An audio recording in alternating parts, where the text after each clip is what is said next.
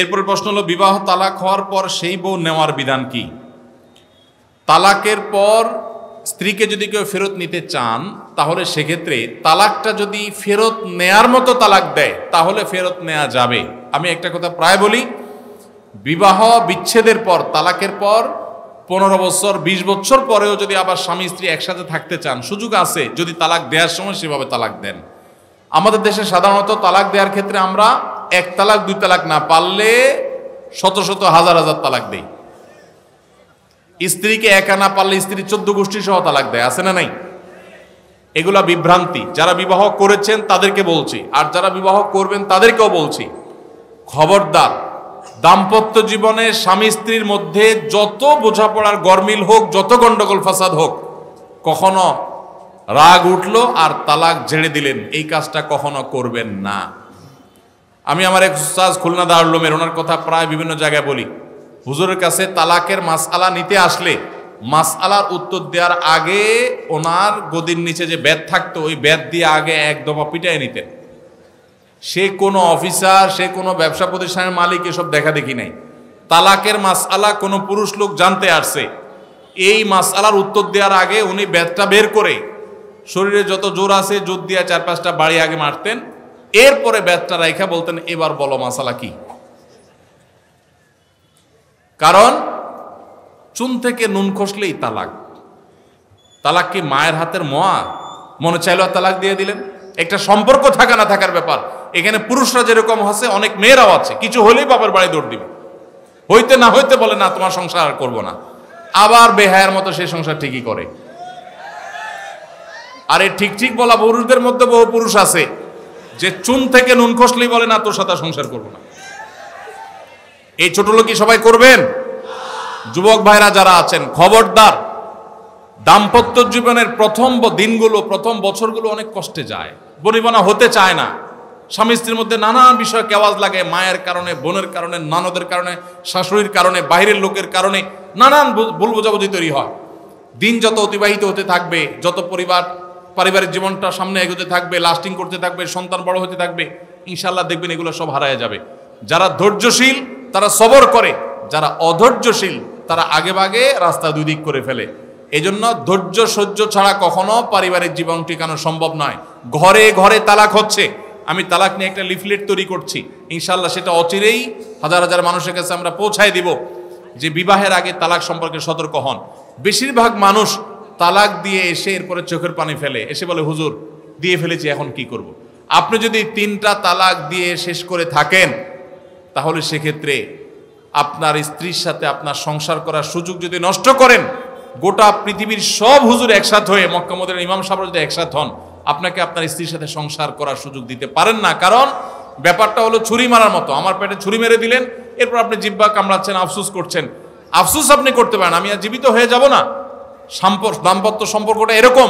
এজন্য খবরদার, রাগের মাথায় যদি ডিসিশনও নেন যে তার সাথে আমি সংসার করব না, তখন স্ত্রীকে কিছু বলবেন না। আমি যদি এজন্য বলি, রাগ উঠেছে, পারলে একটা ধাক্কা দিলেন, একটা বকা দিলেন, একটা ভালো কথা বলে বকা দিলেন, গালিগালাজ না, পারলে একটা চিমটি দিলেন।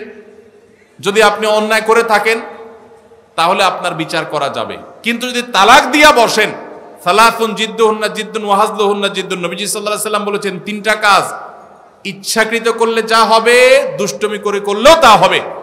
আমাদের দেশে বিভিন্ন জায়গায় একসময় ছিল, এখন আছে কিনা জানি না, অনেক এলাকা প্রশাসনের অনেক ভাইয়েরা তারা বড় বড় সাইনবোর্ড লাগায় রাখছে, রাগের মাথায় তালাক দিলে তালাক হয় না। দেখছেন আপনারা এই সাইনবোর্ড? কেউ দুর্ভাগ্য হয় নাই কারোর। এরকম সাইনবোর্ড অনেক জায়গায় আছে। আমাদের দুর্ভাগ্য যে আমাদের ফতোয়া অনেক সময় আমাদের প্রশাসন অনেক বাইরেই দিয়ে দেয়, রাগের মাথায় তালাক দিলে নাকি তালাক হয় না। তালাক কি মানুষ মহব্বত করতে করতে দেয়? স্ত্রীর সাথে মহব্বত, ভালোবাসা, আতিশয্যে তালাক দিয়ে দেয়? তালাক তো দেয়ই রাগের মাথায়। তবে শরীয়ত বলে রাগের মাথায় আপনি ব্যালেন্স হারিয়ে তালাক দিয়ে পরে আফসোস যেন করতে না হয়, এই জন্য আপনাকে সবর করতে হবে। তালাক দেওয়ার ডিসিশন নিয়েছেন, স্ত্রীর একটা মাসিক পার হওয়ার পর্যন্ত অপেক্ষা করতে হবে। আসলো আর মুখ দিয়ে তালাক বলে দিলেন, জি না। তালাক দেওয়ার নিয়ম শুনেন, যেভাবে তালাক দিলে আবারও ফেরত নিতে পারবেন কখনো চাইলে, সেটা সুযোগ কখন হবে।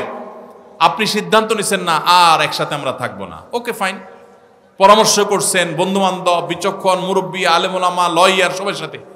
তাহলে এবার আপনাকে অপেক্ষা করতে হবে। সিদ্ধান্ত নিলেন আজকে আর কালকে তালাক দিবেন, জি না, অপেক্ষা করতে হবে একটা মাসিকের। মাসিক পার হবে, এরপরে পবিত্রতা আসবে, সেই পবিত্রতার পিরিয়ডে শারীরিক কোনো সম্পর্ক হওয়ার আগে আপনাকে তালাক দিতে হবে।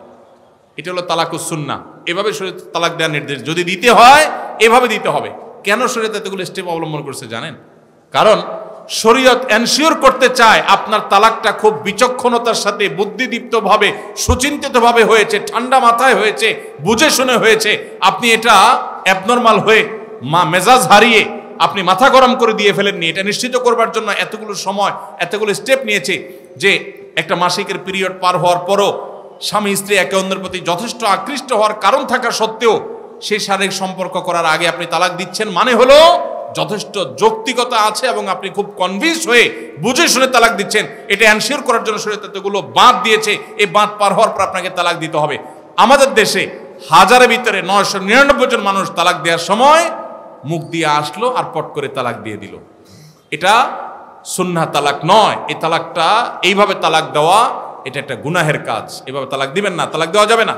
এই জন্য যুবক ভাইরা যারা বিবাহ করবেন ভবিষ্যতে, আপনারা জেনে রাখেন ঘরে ঘরে তালাক হচ্ছে। ঢাকায় যতগুলো বিবাহ রেকর্ড হয় আনুপাতিক হারে প্রায় পাল্লা দিয়ে ততগুলো বিবাহ বিচ্ছেদ হয়। ভয়ঙ্কর ভাবে তালাক বেড়ে চলেছে। কয়েক জায়গায় মাহফিলে গিয়েছি, এলাকার চেয়ারম্যান সাহেবরা বলছে, ভাই আমি চেয়ারম্যান হওয়ার পরে যে বিচার আচার আমার কাছে আসছে, বিসমিল্লাহি করছি তালাকের বিচার দিয়া। একজন বলছেন যে কয়েকদিনের ভিতরে 20-25টা তালাকের বিচার আসছে, আর যেগুলো আমার কাছে আসে সেগুলো তো আমাদের হিসাবের বাইরে। এই জন্য আপনাদের প্রতি উদাত্ত আহ্বান রাখতে চাই, আমাদের সংসারগুলো সব খান খান হয়ে যাচ্ছে। সবাই সংযমী হতে হবে, ধৈর্যশীল হতে হবে। as-sabru জাযাউহু আল জান্নাহ, সবরের বিনিময়ে আল্লাহ তাআলা জান্নাত দান করবেন। সবাই সবর করবেন তো ইনশাআল্লাহ। দাম্পত্য জীবনে আর যা হোক, খবরদার কখনো মাথা গরম করে তালাক দিবেন। আমি যেভাবে বলেছি সুন্নাহসম্মত তালাক, এভাবে যদি পিরিয়ড যাওয়ার পরে, সুস্থ হওয়ার পর, শারীরিক সম্পর্কের আগে একটা তালাক দিবেন, এটা হলো সুন্নত। তালাক কয়টা হবে? একটা। একটার বেশি তালাক দিবেন সেটা জায়েজ হলো না, জায়েজ হবে একটা তালাক। একটা তালাক দিলেন, বাস রেখে দিলেন। 2 মাস 3 মাস পার হয়ে গেল, অটোমেটিক সম্পর্ক ছিন্ন হয়ে গেলে দুজন দুদিকে যেতে পারেন, আলাদা বিয়ে হতে পারে। আবার বহুকাল পরে চাইলে নিজেরা শুধু বিবাহ পড়িয়ে আগদ করে আবার একত্র হয়ে যেতে পারবেন। আর যদি আপনি একটা দিয়েছেন, আবার আরেকটা দিয়েছেন, 6 মাস পর আরেকটা দিয়েছেন, দিয়ে 3টা শেষ করে ফেলছেন, তাহলে আর কখনো বিবাহ যদি মক্কার ইমাম সাহেব এসেও পড়ায়, তারপর আর একসাথে থাকতে পারবেন না। আল্লাহ তাআলা আমাদেরকে এই বিবাহ বন্ধন এবং তালাকের ক্ষেত্রে শরিয়াকে মেনে চলার তৌফিক দান করুন। এরপরে প্রশ্ন হলো, একজন স্ত্রী তার স্বামীকে তালাক প্রদান করেছেন, কিন্তু স্বামী তার স্ত্রীকে তালাক প্রদান করেননি। এখন স্ত্রী আবার তার স্বামীর নিকট ফিরে আসতে চান, কিন্তু তালাকের 1 বছর পূর্ণ হয়েছে। এখন করণীয় কি? প্রথম কথা হলো, তালাকের কোনো উত্তর এইভাবে আমরা কোনো সংক্ষিপ্ত প্রশ্নোত্তরের সেশনে বা কোনো মিডিয়াতে, টেলিভিশনে আমরা দেই না। কারণ তালাকের প্রশ্নের উত্তর নিতে হলে ডিটেইল সব লিখে তারপরে তার উত্তর নিতে হয়। এখানে একটু হেরফের হয়ে গেলে বেশ কম হয়ে যায়। এই আব্দুল্লাহ জাহাঙ্গীর রহমানুল্লাহর প্রতিষ্ঠিত আস-সুন্নাহ ট্রাস্টের এখানে আলহামদুলিল্লাহ দাওয়া বিভাগ রয়েছে, গবেষণা বিভাগ রয়েছে। এখানে ওলামা একরাম, মুফতি সাহেবরা আছেন, বড় বড় দেশসেরা ওলামা একরাম আছেন।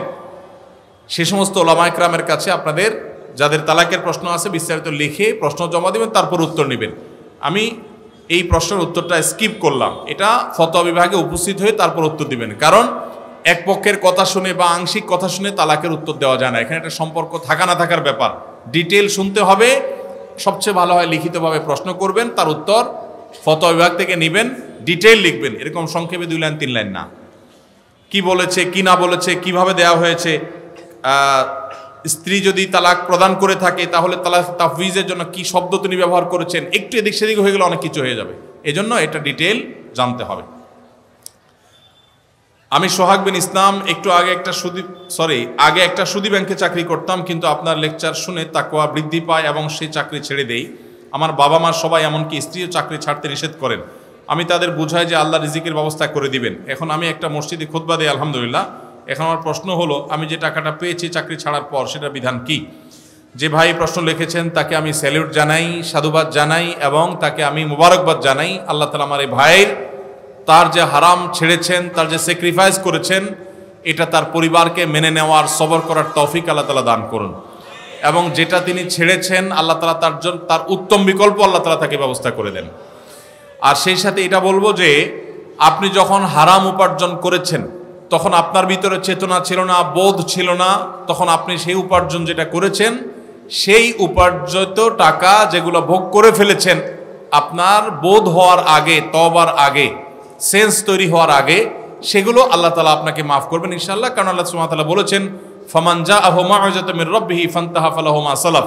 কেউ যদি আল্লাহর নসিহা উপদেশ আসার আগে এরকম কোন সুদি কারবার করে থাকে তাহলে আল্লাহ তাআলা সেটা তাকে মাফ করবেন। তবে আপনার তওবার পর আপনি হারাম এবং হালালের এই যে উপলব্ধি, এই সেন্স যখন এসেছে, তারপর যদি আপনার কাছে কোনো হারাম উপার্জিত টাকা আসে তো সেটা আপনি গ্রহণ করবেন না, সেটা আপনার জন্য ভোগ করা জায়েজ হবে না। এখানে আপনি কোন টাকা এসেছে, কিভাবে এসেছে, কখন এসেছে, সেটা এই প্রশ্নের মধ্যে আমরা দুইটা পার্ট করে দিয়েছি। আগে ভোগ করে থাকলে সেটা জায়েজ, সেটা আল্লাহ তাআলা মাফ করবেন, জায়েজ বলতে মাফ করবেন ইনশাআল্লাহ, আশা করা যায় আপনার তওবার কারণে। আর পরে যদি এসে থাকে আগের হারাম টাকাই পরে আসছে তওবার পরে, তাহলে এখন আর এটা গ্রহণ করবেন না, এটা আপনার জন্য জায়েজ হবে না। মৃত ব্যক্তির মুখ থেকে লালা নির্গত হয়, তা যদি কোনো জীবিত ব্যক্তির শরীর অথবা কাপড়ে লেগে যায় তাহলে তার হুকুম কি? মানুষের লালা যেহেতু নাপাক না, মৃত ব্যক্তির পরিষ্কার লালা, সেখানে কোনো নাপাক কিছু নেই, খারাপ কিছু নেই, জাস্ট লালা লেগেছে, এটা জীবিত ব্যক্তির পোশাকে কাপড়ে লাগলে নাপাক হবে না ইনশাআল্লাহ।